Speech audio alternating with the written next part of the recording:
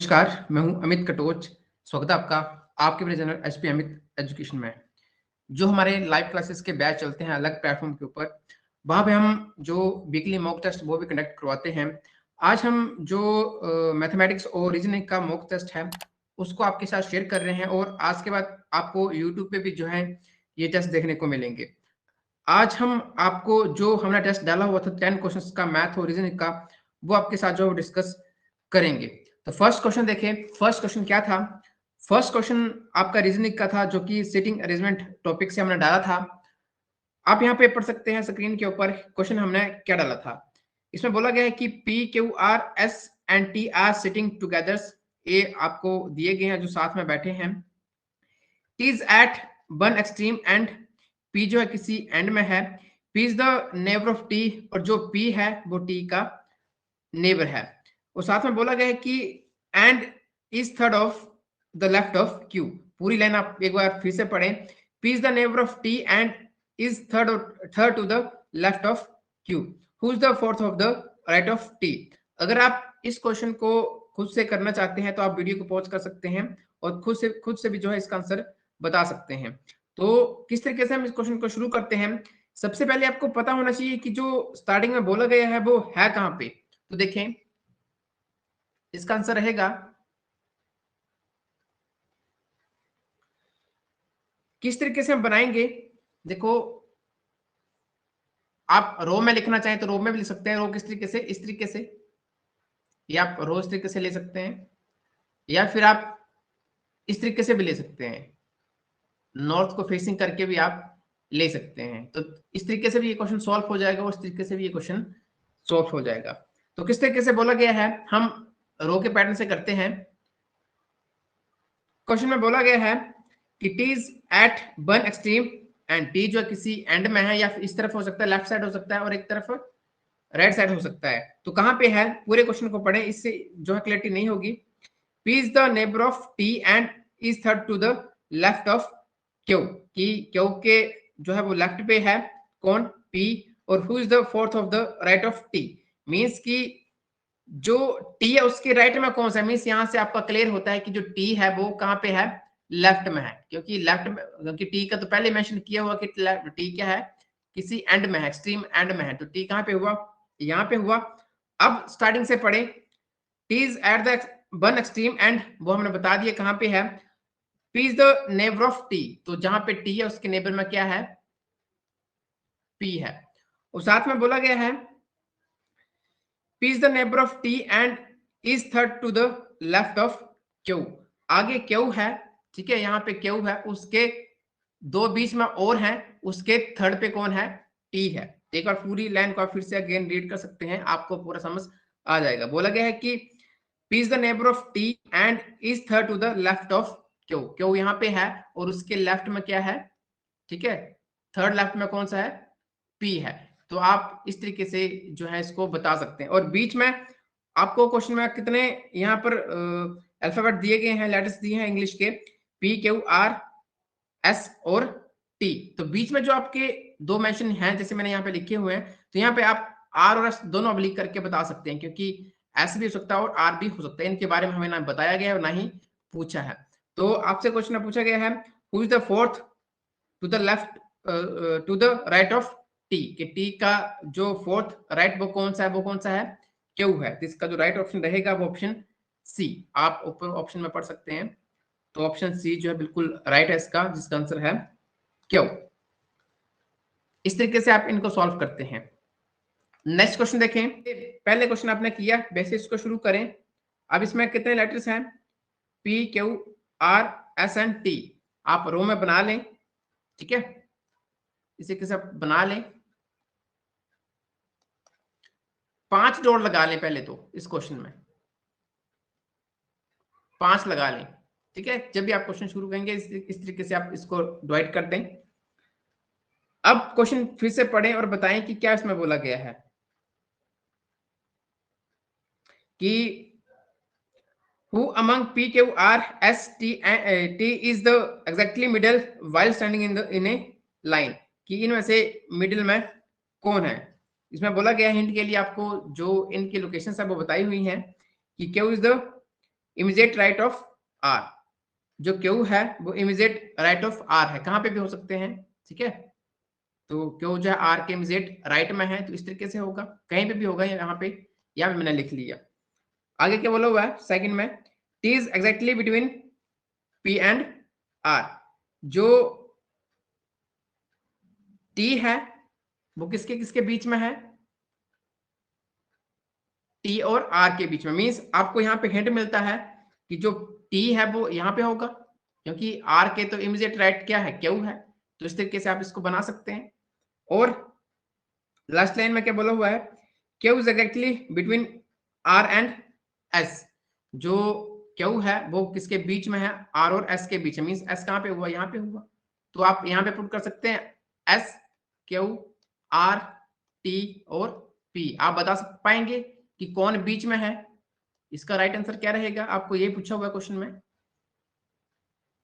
तो इसका जो राइट आंसर है वो है सी, इसमें भी सी ऑप्शन क्या है, आर है, ये जो इसका बिल्कुल राइट आंसर रहेगा। नेक्स्ट क्वेश्चन देखें,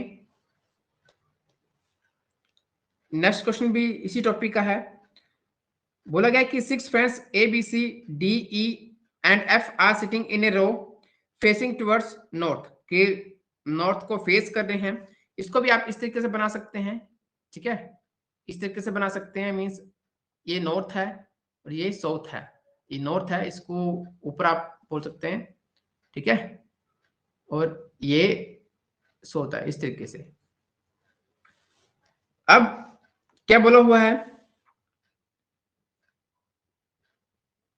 कि ये रो में है, ठीक है, आप इसको इस तरीके से बनाना चाहें तो इस तरीके से बना सकते हैं, और इस तरीके से बनाना चाहें तो इस तरीके से भी बना सकते हैं।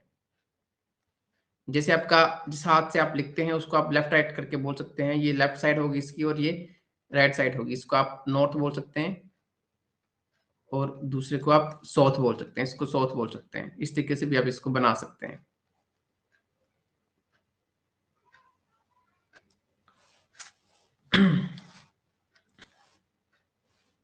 क्वेश्चन में क्या बोला हुआ उसके अकॉर्डिंग जो इसको बनाएं। सी सिटिंग बिटवीन ए एंड ई, बिल्कुल इजी है कि जो सी है वो किसके बीच में है, ए और ई के बीच में है, कहां पे है, आगे पूरी लाइन पढ़े। C sitting between A and E, D is not at the extreme end, जो डी है वो किसी भी एंड में नहीं है। तो ये बात आपकी कन्फर्म है। आप क्वेश्चन आप शुरू कर रहे हैं तो जैसे मैंने आपको पहले क्वेश्चन में कहा, जितने परसेंट आप उतने डॉट आप लगा लें। 6 है तो 6 आप इस तरीके से इसको डिवाइड कर दें 6 पार्ट में, ठीक है। अब डी कंफर्म है कि किसी भी एंड में नहीं है। आगे D's not at D is not at the extreme end B sitting at immediate right of E, जो ई है उसके राइट में क्या है, आर है, ठीक है, ये बोला हुआ है। सॉरी, बी है, ई क्या के बी है, आर नहीं बी है, ठीक है। एक बार मैं फिर से पढ़ रहा हूं कि B sitting at immediate right of E, right एकदम से आगे राइट की तरफ बना दिया। F is not at the right and, means F जो है वो राइट एंड में नहीं है, राइट एंड मीन्स इस तरफ नहीं है, वो कहां पे है, लेफ्ट एंड में है।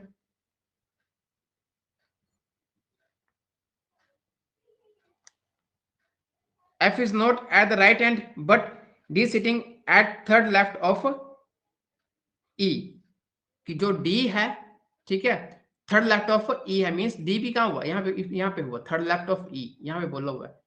तो आप इसको बना सकते हैं पूरे को, क्वेश्चन में पूरा क्लियर था।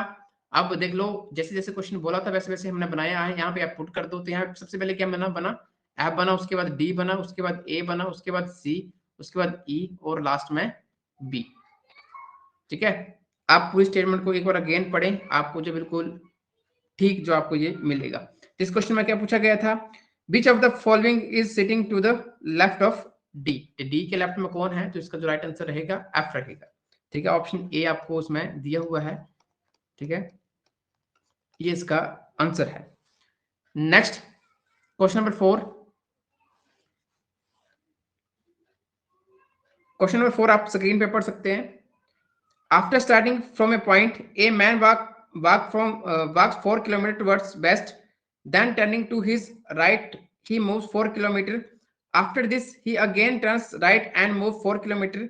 Which choice given below indicate the correct direction in which he is from his starting point? कि वो स्टार्टिंग पॉइंट से किस डायरेक्शन में अभी है। तो जैसे क्वेश्चन बोला हुआ है वैसे आप शुरू करें। किस तरीके से क्वेश्चन शुरू करते हैं? North, south, west. सबसे पहले आपको ये पता होना चाहिए जो हमारी लोकेशंस हैं। नॉर्थ ऊपर की तरफ होता है, इस तरफ आपका ईस्ट होता है, नीचे की तरफ साउथ होता है और इस तरफ आपका वेस्ट होता है। ये सारे क्वेश्चन हमने चैप्टर में करवाए हुए हैं। आज हम यूट्यूब पे आपको जो हमने मॉक टेस्ट डाला हुआ था सिर्फ उसको हम यहाँ पर सॉल्व कर रहे हैं। बाकी ये ऑलरेडी लाइव टेस्ट हो चुका है जिसमें कुछ स्टूडेंट्स ने खुद जो इसमें पार्टिसिपेट किया था।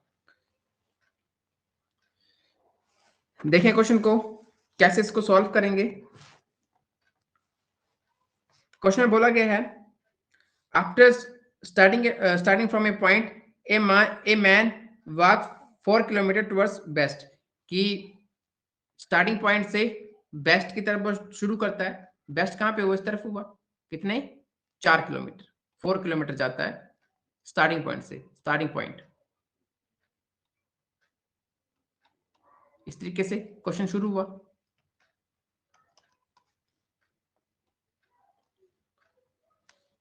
फिर then turning to his right he moves 4 kilometre. इसका राइट कौन सा होगा? जब फेस इस तरफ है तो राइट ऊपर वाला होता है, ये वाला राइट होगा और नीचे वाला क्या होगा? लेफ्ट होगा। तो कहां पे जाएगा? वो ऊपर की तरफ जाएगा इस तरीके से। कितना? 4 किलोमीटर जाएगा।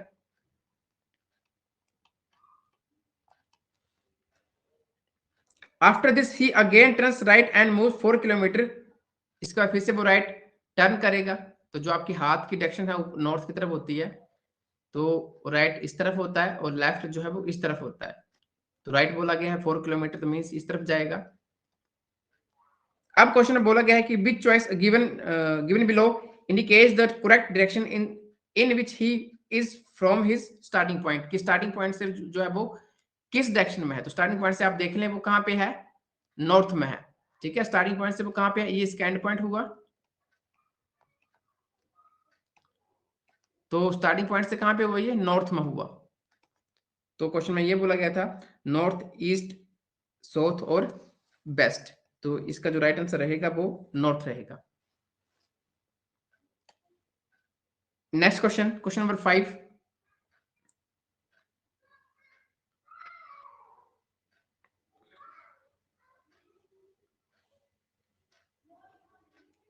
क्वेश्चन आप स्क्रीन पे देख सकते हैं। Ramesh goes towards north, turns right, then turns right again and then goes to the left. Which direction is Ramesh facing now, कि किस डायरेक्शन में जो है रमेश अभी फेस कर रहा है। ठीक है, तो ऑप्शन आपको दिए हुए हैं ईस्ट, वेस्ट, साउथ और नॉर्थ। तो क्या इसका राइट आंसर रहेगा? जैसे आपने पीछे क्वेश्चन किया वैसे इसको शुरू करेंगे। रमेश गोज टुवर्ड्स नॉर्थ, कि नॉर्थ की तरफ जाता है रमेश, ऊपर की तरफ चला गया। कितना किलोमीटर गया वो मेंशन नहीं है। टर्न राइट, यहां से वो राइट की तरफ टर्न करता है। ठीक है, कर दिया हमने। देन टर्न्स राइट अगेन, यहां पर बोला हुआ है। तो जब फेस इस तरफ होगा तो राइट नीचे की तरफ होगा और ऊपर की तरफ लेफ्ट होगा। ठीक है, तो राइट अगेन इस तरफ से चला गया वो। Then turn right again and then goes to the left. नीचे की तरफ वो आ रहा है बट कहां जा रहा है? उसके बाद वो लेफ्ट की तरफ जा रहा है। जब नीचे की तरफ उसका फेस है तो लेफ्ट कहां पे होगा? इस तरफ होगा। जब नीचे की तरफ फेस होता है तो आप यहाँ पे इस तरफ लेफ्ट होगा और इस तरफ राइट होगा। ठीक है, फेस नीचे की तरफ आपका मीन्स वेस्ट साउथ की तरफ है, तो लेफ्ट राइट इस तरीके से होते हैं। तो बोला गया कि वो लेफ्ट की तरफ जाता है। तो which direction Ramesh facing now, तो किस डायरेक्शन की तरफ ये जा रहा है? तो इस तरफ क्या होता है? ईस्ट होता है। तो इसका जो राइट आंसर रहेगा ऑप्शन ए रहेगा, ईस्ट। फर्स्ट क्वेश्चन है एक नाविक धारा के विरुद्ध 15 किलोमीटर जाता है तथा धारा की दिशा में 25 किलोमीटर जाता है। उसे प्रत्येक दिशा में 5 घंटे लगते हैं। तो धारा का वेग ज्ञात कीजिए। जो वेलोसिटी है, ठीक है, जो करंट है वो अपने बताना है। तो क्वेश्चन आप खुद भी रीड कर सकते हैं, बोथ लैंग्वेज में हमने यहाँ पे लिखा है। इसको किस तरीके से करेंगे, ये सारा टॉपिक हमने डिटेल में पहले क्लासेस में बताया है। तो देखें, जब हम धारा के बेग की बात करते हैं या फिर शांत जल में तैराक की चाल की बात करते हैं, तो उसके लिए अलग अलग से फॉर्मूले बनते हैं। ठीक है, धारा की दिशा में जब हम बात करें, मीन्स कि आप डायरेक्ट जो आपकी डायरेक्शन है उसकी तरफ बात कर रहे हैं। ठीक है, तो क्वेश्चन में बोला गया है कि एक नाविक धारा के विरुद्ध 15 किलोमीटर जाता है और धारा की दिशा में 25 किलोमीटर जाता है। मीन्स धारा आपकी इस तरीके से है, तो इसकी तरफ जो है वो कितने किलोमीटर जाता है, वो 25 किलोमीटर जाता है। ठीक है, और धारा के विरुद्ध जो है वो 15 किलोमीटर जाता है, इतना डिस्टेंस वो कवर करता है। तो स्पीड आप यहां से बता सकते हैं, स्पीड क्या होती है, speed equal to distance upon time.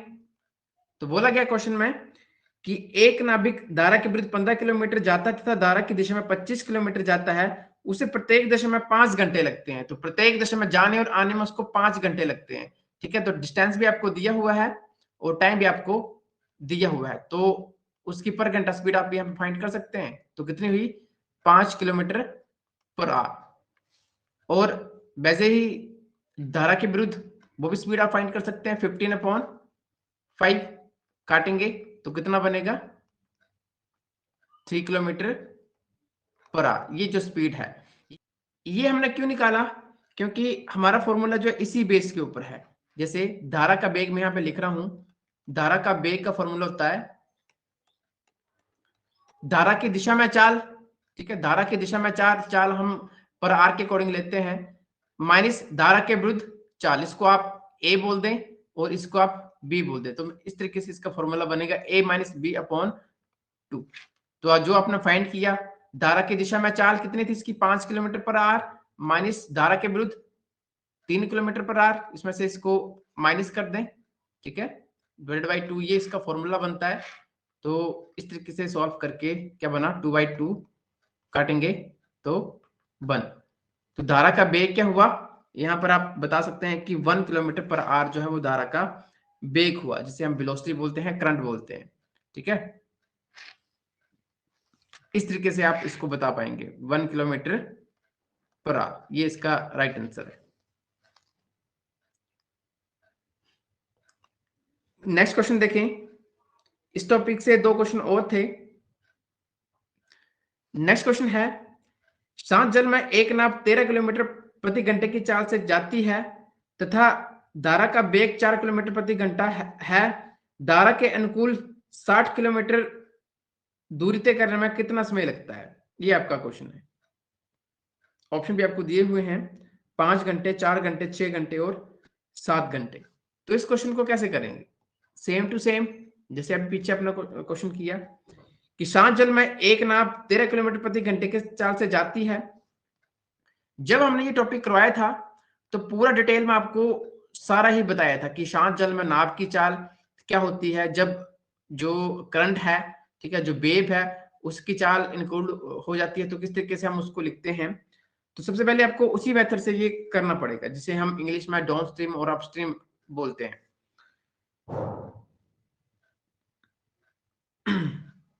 तो देखें, एक तरह की चाल धारा की दिशा में 10 किलोमीटर प्रति घंटा है तथा धारा के विरुद्ध, सॉरी नेक्स्ट क्वेश्चन में एडिट कर रहा हूं।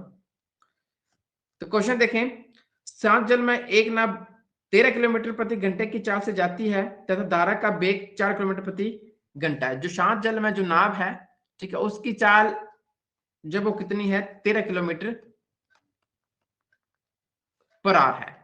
ठीक है, स्पीड आपको बताई हुई है।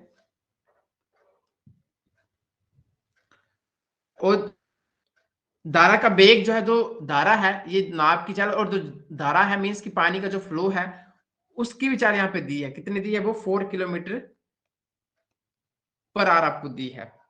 तो जब आप से बात करते हैं, धारा की दिशा में बात करते हैं,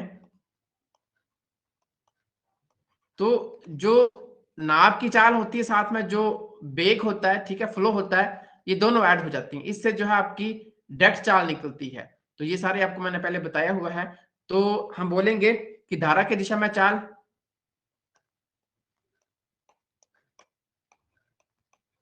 धारा की दिशा में चाल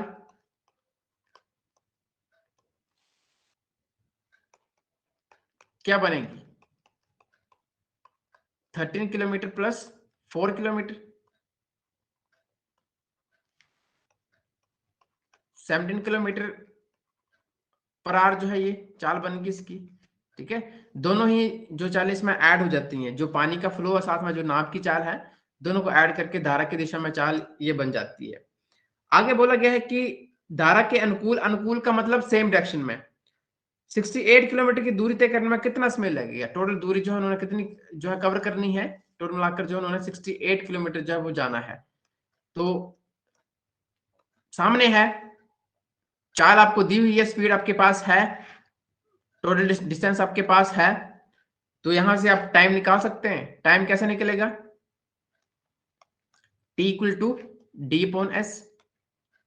ठीक है, डिस्टेंस आपके पास 68 है, डिवाइडेड बाई स्पीड 17 चौके 68 होते हैं। तो इस तरीके से आप इस क्वेश्चन का आंसर बता सकते हैं, 4 घंटे। तो ये जो आपका नेक्स्ट क्वेश्चन था, बाकी डिटेल में आपको सारा ही हमने ऑलरेडी करवाया हुआ है, जो क्लासेस के स्टूडेंट्स हैं वो जानते हैं, और वो जल्दी आपको जो है इसके ऊपर टॉपिक भी देखने को मिलेंगे। नेक्स्ट देखें, एक और क्वेश्चन इसी टॉपिक का है। क्वेश्चन में बोला गया कि एक तरह की चाल धारा की दिशा में 10 किलोमीटर है और धारा के विरुद्ध 6 किलोमीटर प्रति घंटा है। शांत जल में तैराक की चाल ज्ञात कीजिए। शांत जल में सबसे पहले आपको फॉर्मूला पता होना चाहिए कि शांत जल में तैराक की चाल क्या होती है। शांत जल में तैराक की चाल, तो इसमें बोलते हैं कि धारा की दिशा में चाल प्लस धारा के विरुद्ध जो चाल है अपोजिट बाई 2। तो इस तरीके से ये फॉर्मूला बनता है। धारा की दिशा में चाल जो भी होगी, तो एक क्वेश्चन में आपको ऑलरेडी दी हुई है कि धारा की दिशा में चाल कितनी है, 10 किलोमीटर है, प्लस धारा के विरुद्ध 6 किलोमीटर है, डिवाइडेड बाई 2। इस तरीके से ये फॉर्मूला बनता है शांत जल में तैराक की चाल के लिए। तो इसको आप सॉल्व करें, कितना बन गया 16/2, काटेंगे तो कितना बनेगा 8 किलोमीटर पर आवर। तो इस तरीके से ये निकलती है, ये सारा ही हमने करवाया हुआ है। नेक्स्ट जो क्वेश्चन है वो ट्रिग्नोमेट्री के हैं। फर्स्ट क्वेश्चन है, क्वेश्चन मैं यहां पे खुद लिख देता हूं। क्वेश्चन बोला गया कि यदि tan a 4/3 हो तो रूट 1 माइनस साइन ए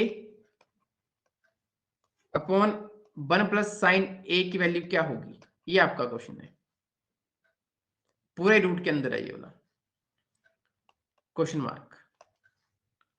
ऑप्शंस भी है आपके पास, ऑप्शन ए है 2/3, ऑप्शन बी है 1/3, ऑप्शन सी है -1/3 एंड योर लास्ट ऑप्शन 3.4। ये आपका क्वेश्चन है ट्रिग्नोमेट्री में, ये हमने टेस्ट में डाला था। तो कैसे इसको करेंगे? सबसे पहले आपको बेसिक पता होना चाहिए इस टॉपिक का। ये टॉपिक भी हमने क्लासेस में करवाया है। तो किस तरीके से इस क्वेश्चन को करेंगे?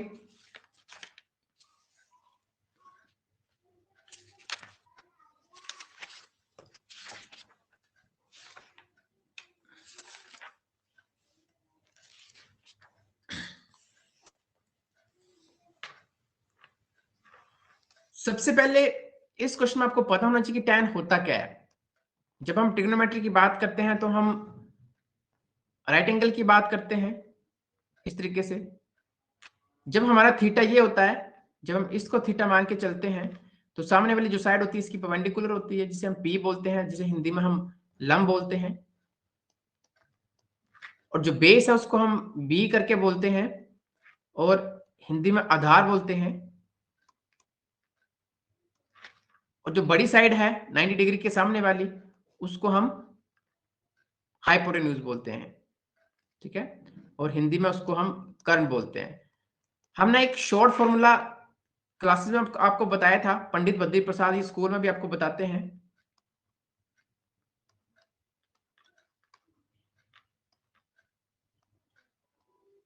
सोना चांदी तोले करके मींस tan की वैल्यू क्या होती है, P अपॉन B होती है। ठीक है, मींस आपको वैल्यू दी है, P की वैल्यू यहाँ पे कितनी है 4 है, और V की वैल्यू यहाँ पर कितनी है 3 है। तो आपको क्या करना पड़ेगा, सबसे पहले कर्ण निकालना पड़ेगा, H निकालना पड़ेगा। तो H कैसे निकालेंगे, बाई पाइथागोरस प्रमेय। बाई पाइथागोरस प्रमेय आप इसको निकालेंगे, होता क्या है, कर्ण का स्क्वायर इक्वल टू P का स्क्वायर प्लस B का स्क्वायर, इस तरीके से निकालेंगे। ठीक है, जो वैल्यू आपको दी है, एच का स्क्वायर, P का स्क्वायर कितना है यहाँ पर, P कितना आपके पास 4 है, तो 4 का स्क्वायर बन जाएगा प्लस 3 का स्क्वायर बन जाएगा। जब दोनों को हम ऐड कर देंगे, 4 का स्क्वायर 16 होता है, 3 का स्क्वायर 9 होता है, 25 बन गया। और h का जब स्क्वायर दूसरी तरफ जाएगा तो ये रूट बन जाएगा, तो कितनी वैल्यू निकली 5 निकली। तो आप यहाँ पे बता सकते हैं कि जो h है उसकी वैल्यू कितनी है 5 है। तो इस तरीके से पहले आप इस क्वेश्चन को करेंगे और फिर जो आपको गिवन रूट दिया उसमें आप वैल्यू पुट करेंगे। क्यों, क्योंकि हमें साइन चाहिए, साइन में आपको h यूज होता है, तो साइन की वैल्यू क्या होती है, साइन होता है आपका क्या होगा, यहाँ पे वैल्यू पुट करेंगे तो होगा 4.5 होगा। तो ये वैल्यू आपको पुट करना पड़ेगी, तब आपका क्वेश्चन जो है ये सॉल्व होगा। तो वैल्यू पुट कर दें क्वेश्चन में। ये क्वेश्चन जल्दी जल्दी हो जाते हैं अगर आपको बेस पता हो। ठीक है, अभी तो हम आपको बता रहे हैं, बट जल्दी ये क्वेश्चन अटेम्प्ट हो जाते हैं। इस तरीके से लेंगे, नीचे क्या बनेगा 1 प्लस 4/5 बनेगा। सॉल्व करेंगे, सॉल्व करके पहले इसका आपको एलसीएम लेना पड़ेगा। मैं डायरेक्ट यहाँ पे कर रहा हूँ, आप खुद जो है आप इसका एलसीएम निकालेंगे। ऊपर कैल्शियम लेंगे तो क्या बनेगा 5 माइनस 4 1/5 ऊपर बचा, और नीचे क्या बचा 5 प्लस 4 9/5 ये बना। काट देंगे 5 के साथ 5 कट के बचा क्या 1/9, और 1/9 को आपके बोलेंगे रूट में है तो 1/3। रूट अगर आप अलग अलग करके करेंगे 1 का रूट 1 ही होता है और 9 का रूट 3। ठीक है, तो ऑप्शन बी जो इसका बिल्कुल राइट आंसर होगा। तो इस तरीके से आपने ये क्वेश्चन अटेम्प्ट करना था। तो इस टाइप के और भी आपको क्वेश्चन देखने को मिल सकते हैं। नेक्स्ट क्वेश्चन मैंने दिया था आपको,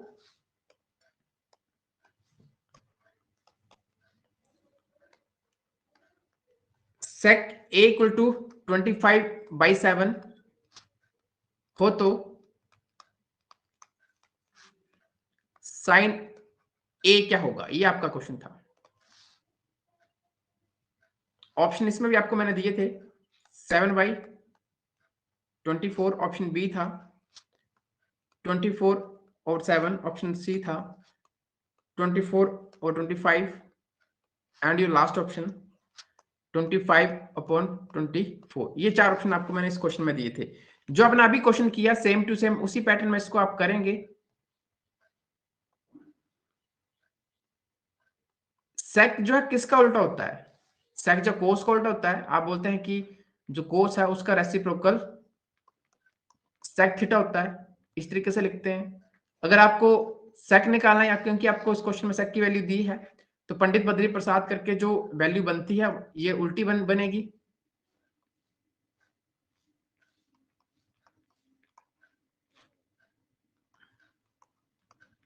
उल्टी वैल्यू बनेगी कोस की, मीन्स की जो सेक थीटा आपका इसकी वैल्यू क्या होगी h/b होगी।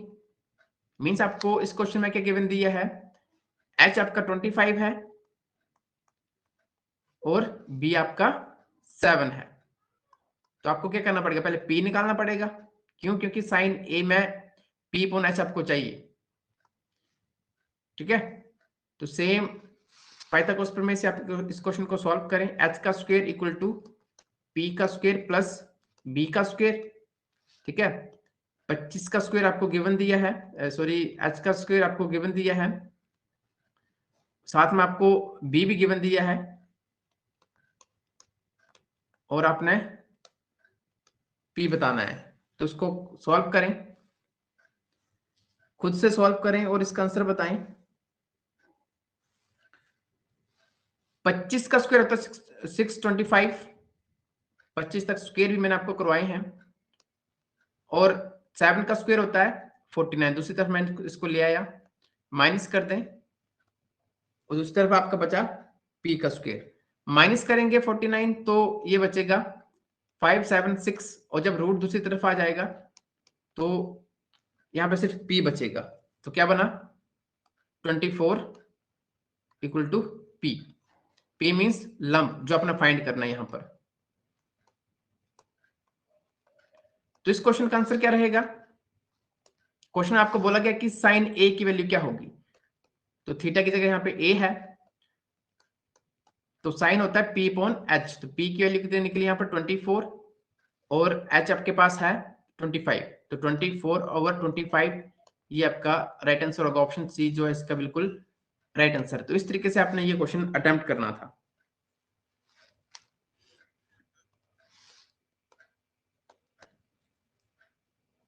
नेक्स्ट क्वेश्चन है, ये भी सिंपल क्वेश्चन है। Sine square 30 degree plus 4 cot square 45 degree minus sec square 40 degree, sorry 60 degree, ये आपका क्वेश्चन था। इसका मान अपना फाइंड करना था। ऑप्शन आपको दिए थे, ऑप्शन ए है 0, ऑप्शन बी था 1/4, ऑप्शन सी है 1, एंड ऑप्शन डी है 2। ये क्वेश्चन था। तो इस क्वेश्चन को कैसे अटेम्प्ट करना था? Same to same value put करनी पड़नी थी आपको। टेबल की वैल्यू आपको सारी करवाई हुई हैं। सबसे पहले थीटा, साइन मैंने कहा था कि साइन आपको मैंने टेक से भी बताया था, ठीक है। जो क्लासेस के स्टूडेंट्स हैं वो तो जानते हैं, बाकी जो यूट्यूब पे देख रहे हैं तो टेबल आपको गूगल पे मिल जाएगा, साथ ही साथ बुक में भी मिल जाएगा। हम 0 to 90 डिग्री तक वैल्यू लेते हैं। क्यों? क्योंकि यहाँ तक सभी वैल्यू जो है वो पॉजिटिव होती हैं, जो भी ट्रिग्नोमेट्रिक फंक्शंस होते हैं इनको हम लेके चलते हैं। 0, 30 डिग्री, 45 डिग्री, 60 डिग्री और 90 डिग्री। 0 डिग्री 0 होता है, 30 डिग्री 1/2 होता है, साइन 45 जो है वो 1/√2 होता है, ठीक है। 2 के आगे √2 बन गया, फिर रूट की वैल्यू ऊपर चली गई। इस तरीके से हमने इनको लर्न किया था। एक लाइन लर्न हो जाए तो पूरा ही जो है ये लर्न हो जाता है, ठीक है। पूरे क्वेश्चन आप कर सकते हैं।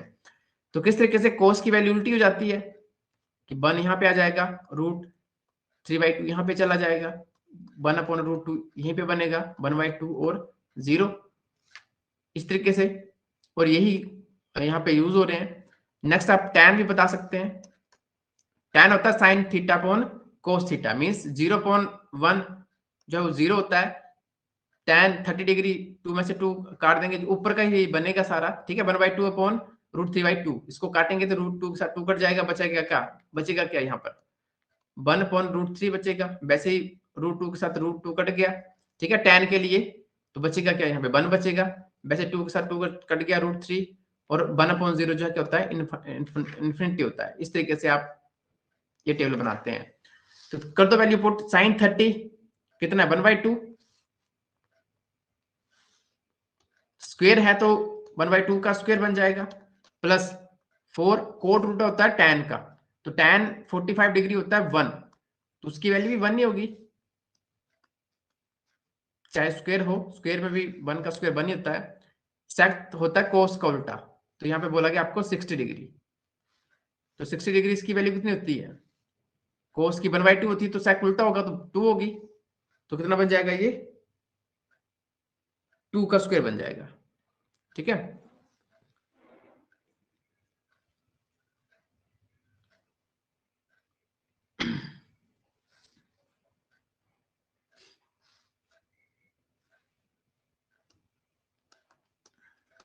इस तरीके से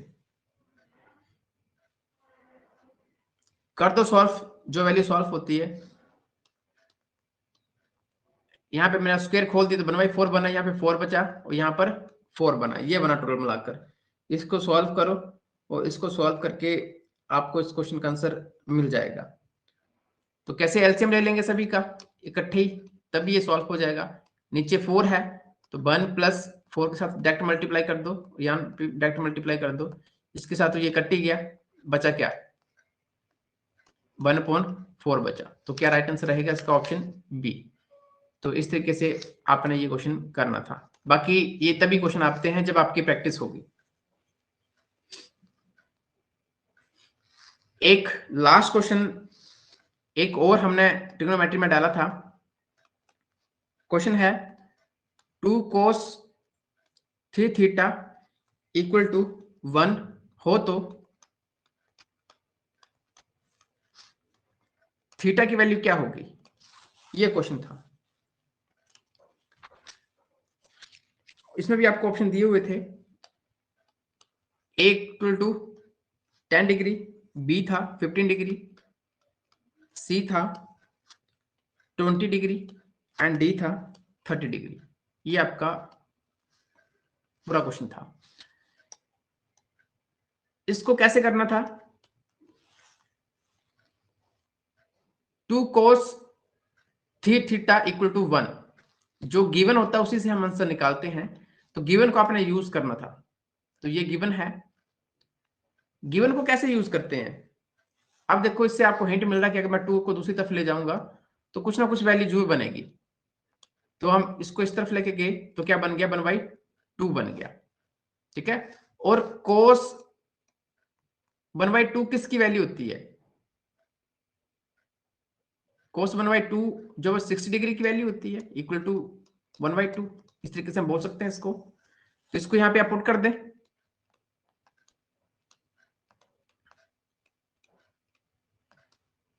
इस तरीके से यहां से आपको थीटा की वैल्यू मिल जाएगी, जो आपने वही जो आपने बतानी है।